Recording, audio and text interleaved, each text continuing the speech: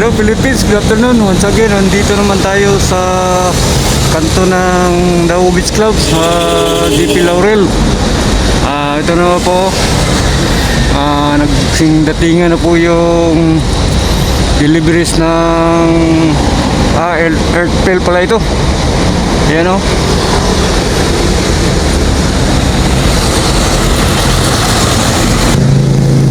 Ayan po, mountain mix pala itong i-deliver dito para sa ano yan, pundasyon ng road concreting.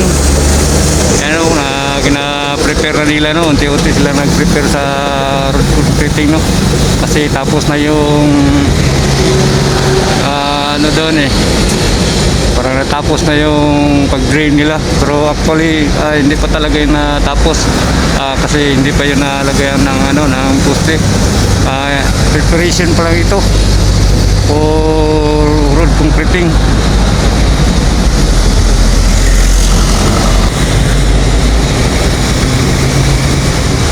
Yan po, makita natin yung nag-spray ng tubig doon, no? Okay, kung bago ka pa lamang sa aking channel, paki-subscribe lang po, saka pag-ipindot na rin yung notification bell. Ayan po, nakahilira po sila, no? Ayan, naghintay ng signal kung anong oras sila mag-dam doon sa loob ng area.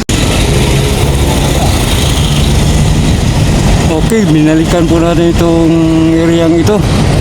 Ayan na po, parang meron na silang drainage system, oh. Ayan, oh, nakaporma na po yung drainage system. Yan yung inatrabaho nila so far. Saka may box culvert doon na nakatayo, hindi pa nalagay nila, oh.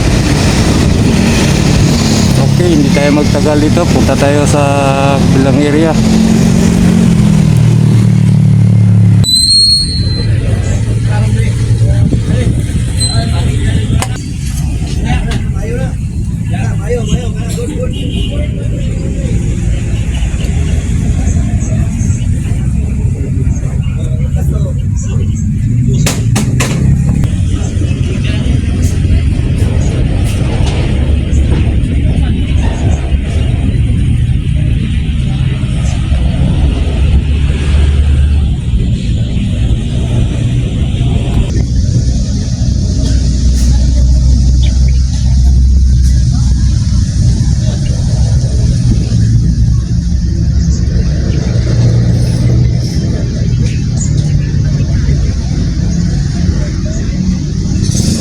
Okay, ito na po yung panibago nilang poste, oh, na gagawin, oh. Ayan, oh, kita po natin mga viewers ko. At saka doon banda sa kabila, oh, mayroon din doon, oh. Ito naman sila ang magtrabaho. Actually, yung trabaho nila dito pang labas na na poste, kasi doon sa loob parang tapos na doon, per caps na lang ang kulang doon sa loob. Actually, yung ginatrabaho nila dyan, yung mga posting na lagyan na nila ng per caps. Ayan po.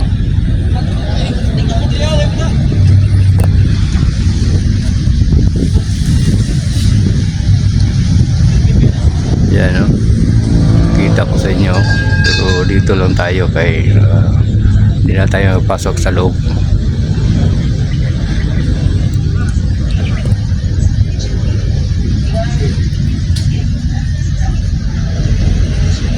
Lagyan na nila ng C-pile or seat pile ba itong tawag ito. Saka yan, no? Lagyan ito nila ng pundasyon, tsaka rebars. Ayan. Ayan, may mga per caps na yung mga poste dyan.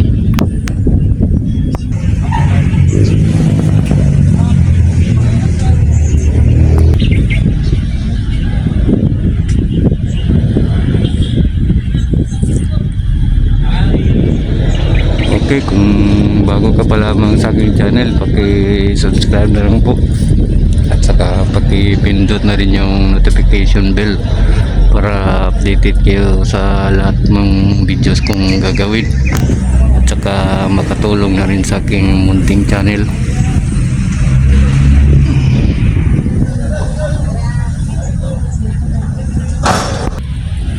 Okay, punta tayo sa kabilang area.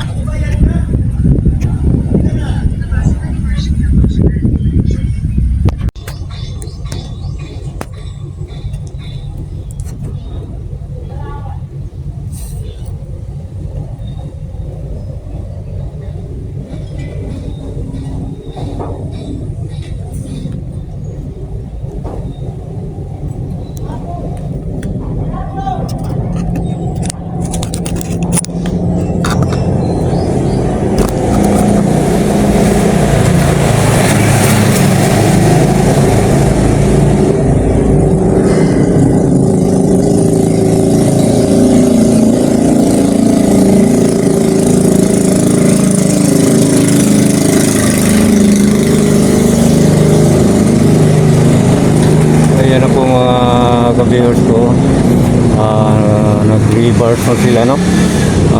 Para sa per cup. Ayan, no? Yan ang ginatrabaho nila ngayon, no? Yung mga poste dito sa papuntang labas, ninalagyan na nila ng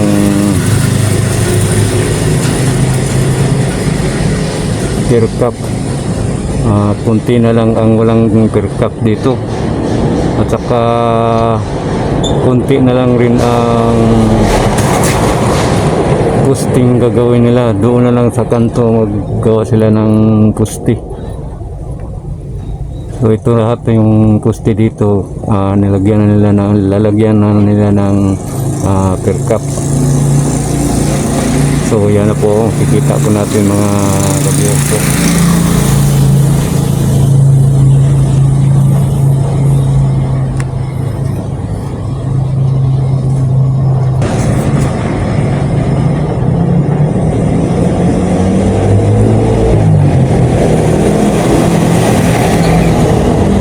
So kita natin mga trabante, no? At saka doon sa kabilaw, kita natin yung trabante doon, no? Yung dalawa na lagay sila ng pipes para sa per cup na naman yan, another per cup na naman yan.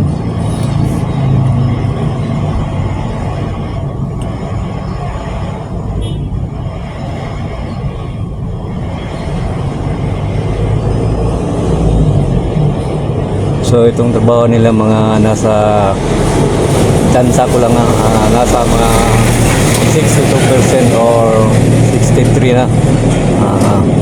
Kasi yung nakaraang appraisal 61% pa yun eh.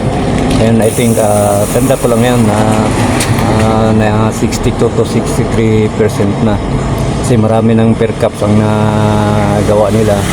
Saka doon sa kanto, unti-unti na nilang i-develop yung alternative na daanan, yung tawag natin ito, yung approach ng tulay. Dito naman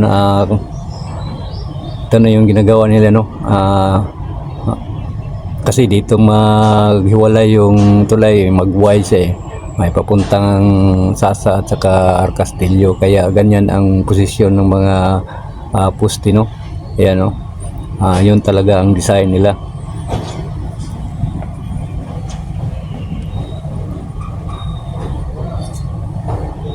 Okay, punta tayo sa ibang area.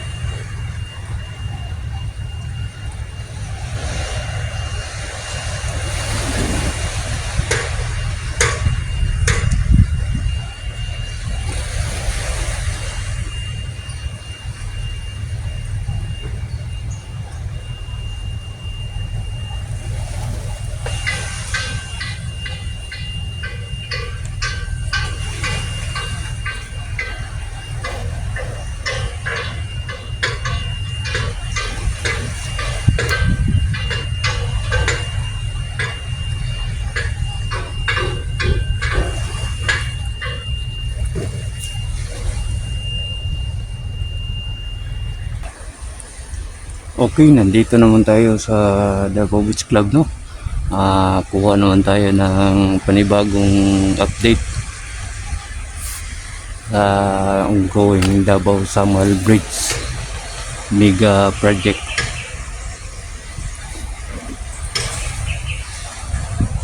Ayan po mga viewers ko,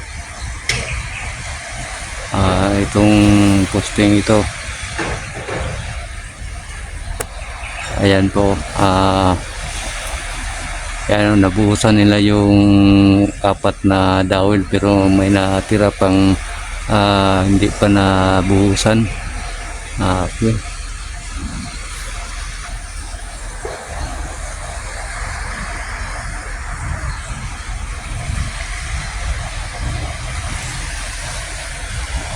Dito naman sa bilang poste, ayan, parang at least pa yan, no? Pero may ano na pala sila nalagay, I-beam, may I-beam na nakalagay, ayan, no? So nag-move na siya, no? May development na siya konti, no? At saka dito sa kapila, ayan, zoom natin ng konti, ayan, yun, know, may nadagdag sila na isang brace, no?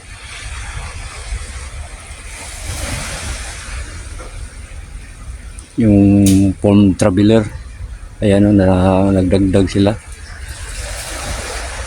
At saka doon din sa Samal, yung pa rin, no? May dinagdag rin sila, oh. So malapit na natapos itong Cantil level, ayan, no?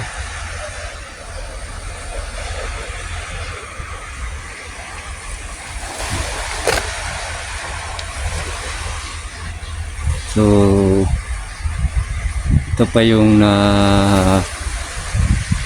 gawa nila, no? Yun, kita natin yung elevator, umakyat, oh, may dinalang ano, light materialis.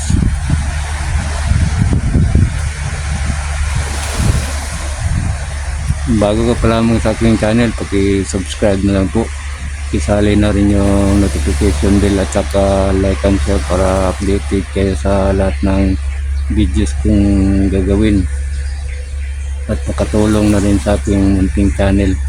Maraming salamat.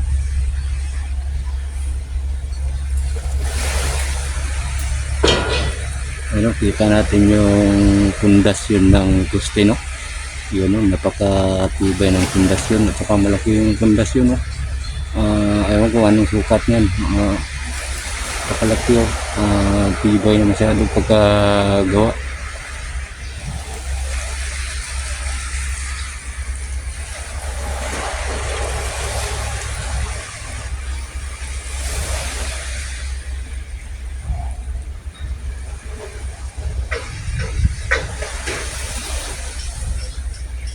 Ito, kita natin yung tao doon, no? Nakasakay sa crane, no? Ayan, parang may ginagawa sila doon, eh.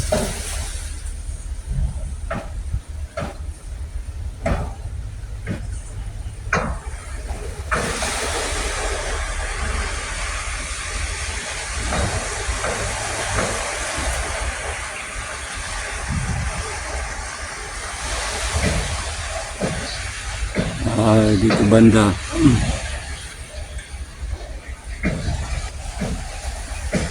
ayan po, kita natin itong isang maliit na pipes, no?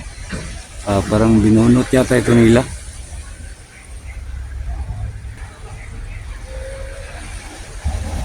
Ayan, no, parang binunot nila itong pipes, no?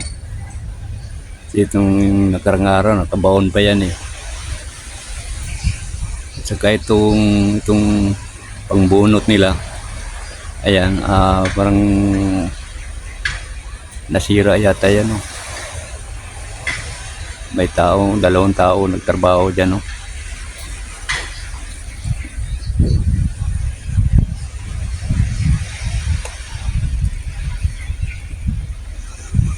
Tsaka dito, parang artist pa yan, no?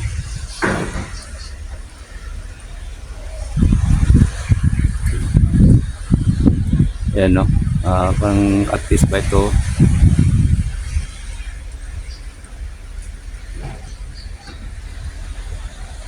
Tsaka dyan, no? Wala pa. Ayan, no?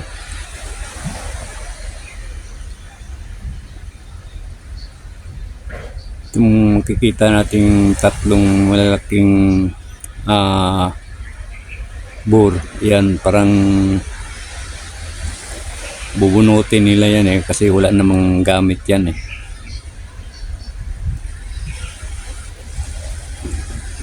Kagaya yun sa ibang postyo, wala na. Binunot na nila yung bore.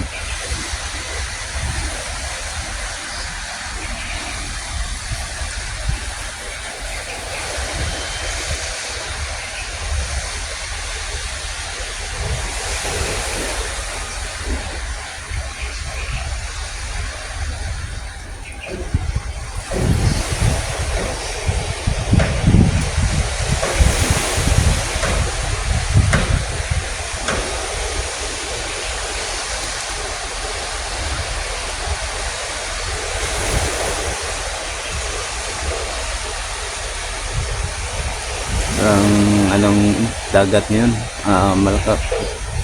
malalakas yung alon, no? Kasi parang may bagyo yatang papasok eh.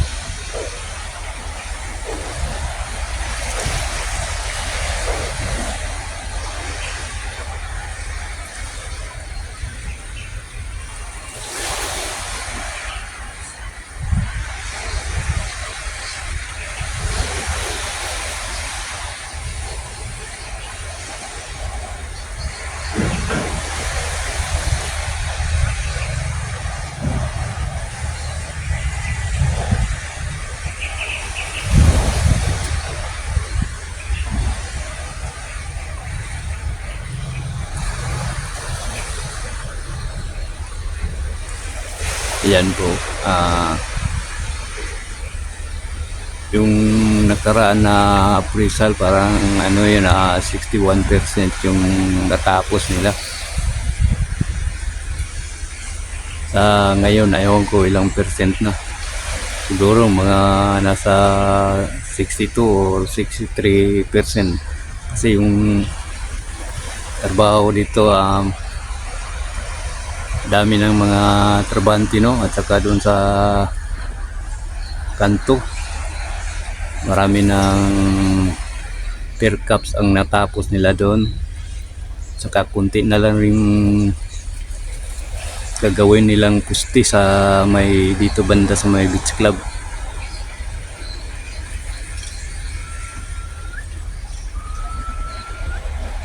Ayan po.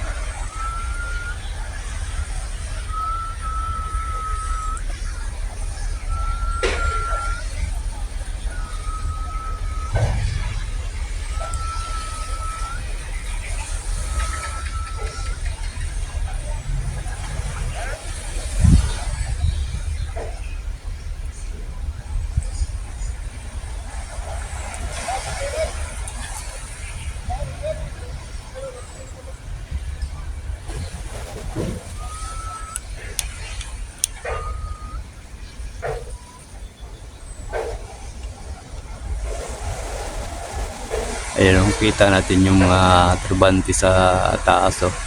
Yung isa nakahang eh.